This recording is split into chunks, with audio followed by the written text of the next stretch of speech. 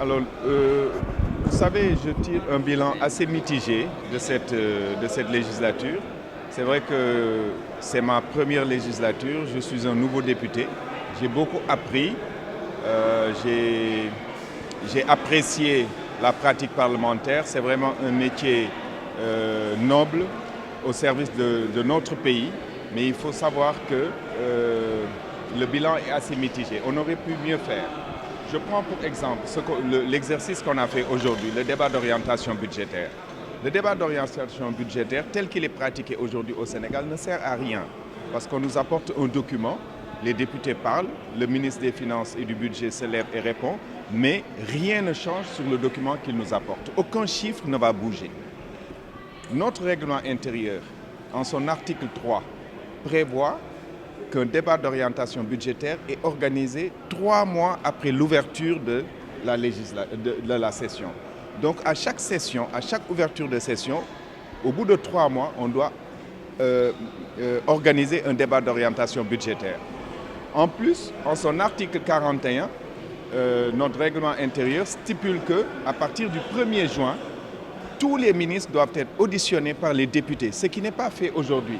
Et ce sont les rapports de ces auditions qui doivent servir de base pour la discussion dans le débat d'orientation budgétaire. Vous voyez, il y a encore beaucoup de manquements dans notre règlement intérieur. Et je pense que les députés qui vont venir devront travailler à ce que le règlement intérieur de l'Assemblée nationale soit bien articulé par rapport aux autres textes juridiques du Sénégal pour que les députés puissent bien faire son travail. Si vous prenez par exemple l'aspect contrôle de l'action gouvernementale, il n'est pas réellement exercé. Nous avons 3 leviers pour faire le contrôle de l'action gouvernementale. Nous avons la question écrite, la question orale, la question d'actualité. Il n'y a eu aucune question orale durant toute la législature. Pendant 5 ans, aucune question orale.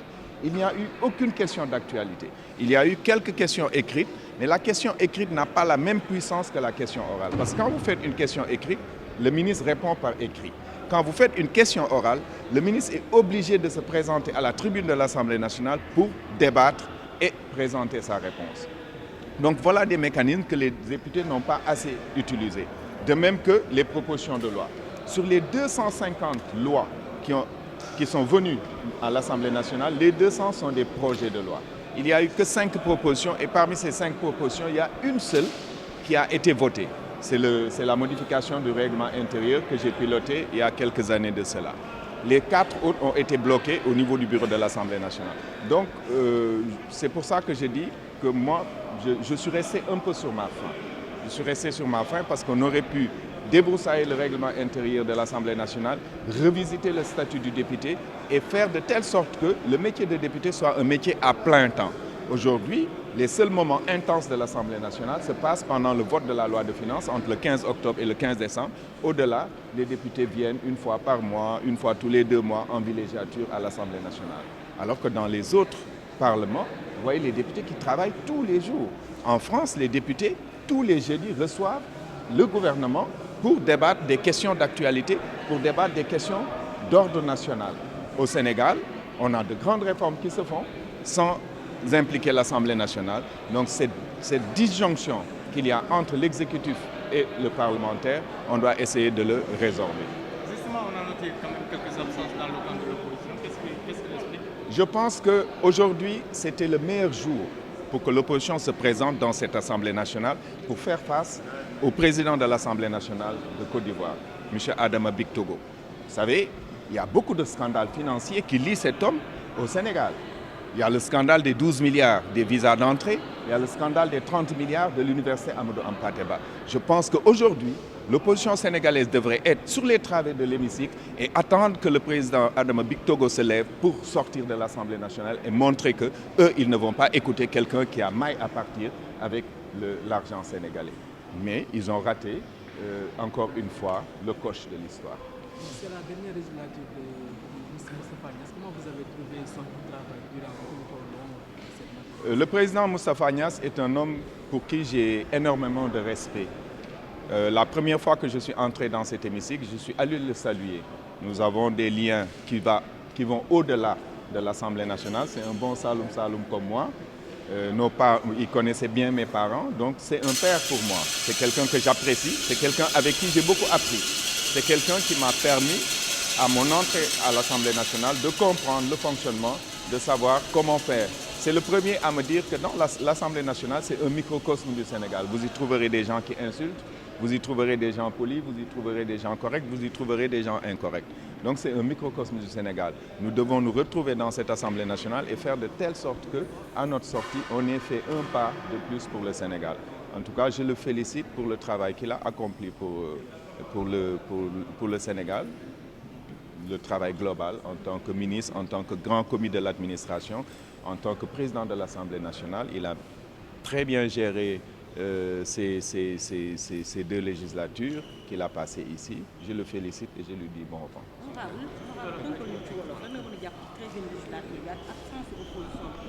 waaw li ma mën a jàpp ci 13e législature bi mooy que ne pour man daal des na mënoon nañ gën a liggéey. C'est vrai député yi dinañ liggéey lu bëri ci projet de loi de finances yeeg yooyu mais liggéey bi dafa xaw a sooxe dafa des parce que liggéey député normalement dafa laaj ngay nekk assemblée nationale en permanence parce que député ñett la benn bi mooy da nga toogal ndaw yi ñaareel bi da nga war di voter ay loi ñetteel bi da nga war a contrôler action gouvernementale suñ xoolee action gouvernementale contrôle action gouvernementale dafa xaw a sooxe parce que ñetti outils lañ am pour contrôler action gouvernementale benn bi mooy question écrite maanaam da ngay bind bataaxal gouvernement bi ñu war la tontu ñaareel bi mooy question orale da ngay bind bataaxal ministre bi war a ñëw taxaw wax ak yow beneen bi mooy question d'actualité mooy maanaam bu fekkee dafa am lu garaaw lu xew comme li xewoon ci incendie bi amoon ci hôpital Tivaouane bi mënoon nañ ko def question d'actualité ñun defoon nañ ci question écrite sax mu ngi ci circuit bi donc ñett yooyu député yi utiliser wuñ ko nañ ko waroon utiliser. proposition de loi yi tamit dafa des parce que boo seetloo législature bi yëpp ci juróomi at yi juróomi proposition de loi lañ fi déposé te benn rek lañ ci voté benn biñ ci voté mooy réforme biñ def ci règlement intérieur bi nga xam ne boobu man maa ko dirigé woon yeneen ñeent yi dafa des ci table bureau assemblée nationale donc jot na damay wax ne député yi war a ñëw nañu def seen kéemtalaay kàttan pour que règlement intérieur assemblée nationale ñu réformer ko pour que yi ñuy wax pratique parlementaire ñu dugal ko ci règlement intérieur bi xaatim ko ñu xam ne nii ak nii la assemblée war a doxee surtout ñu liggéey ci statut député xam nga député bu ko neexee mu ñëw bu ko neexee mu du ñëw xam nga loolu jaaduwul député bu ko neexee mu saaga duñ ko wax dara loolu jaaduwul député dañ koy fay xaalis ci askan wi dañ koy jox ay privilèges dañ koy jox oto et cetera donc dafa war a liggéey à plein temps donc liggéey boobu bu ko deful dafa am ay daan yu ñu ko war a daan loolu nag liggéeyoon nañ ci ñun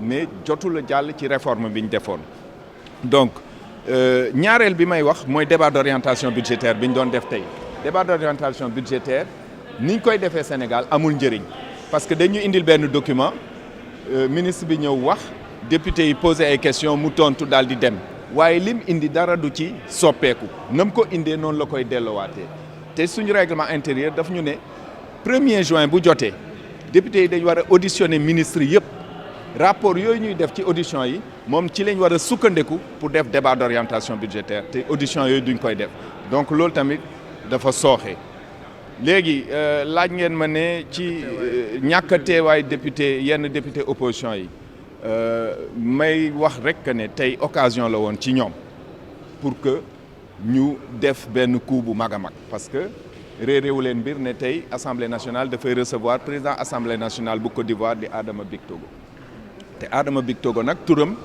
dafa lié ci ñaari affaire yoo xam ne leerul ba léegi ci bopp askan wi bu njëkk bi mooy 12 milliards yi nekk ci yi ñu ko jagleeloon pour mu defar ni ñu koy waxatee visa d'entrée yi équipement visa d'entrée yi ñaareel bi mooy 30 milliards yi nekk ci université Hampâté Bâ ba Amadou Mahtar Mbow bi nga xam ne pareegul ba léegi donc bu député opposition yi ñëwoon teew tey wane ne que bu président assemblée nationale Côte d'Ivoire duggee defuñ distinction diggante nit ki Adama Big Togo homme d'affaires bi nga xam ne am na problème ak Sénégal ñu jóg ñoom ñëpp daal di ne ñoom duñ ko déglu dañuy génn tey salle bi parce que nii kii dafa am problème ak Sénégal bu boobaa dinañ marquer un très grand coup mais nag bon defuñu ko peut-être que seen gis-gis la may wax rek que ne amoon nañ tey occasion vraiment pour marquer un grand coup. waaw Moustapha Niasse comme ni ma ko waxee waaw suma papa la. ban nga moom vraiment dama koy féliciter di wax que ne vraiment en tant tant que président Assemblée nationale en tant que grand comité de l'administration en tant que ministre liggéeyal na Sénégal tette na ndaw ñi gunge na leen léegi nag prochaine législature du ñëw ñu koy ñaanal yàlla mu may ko gudd fan bàyyi ko fi mu continuer di ñu gunge ci liggéey bi.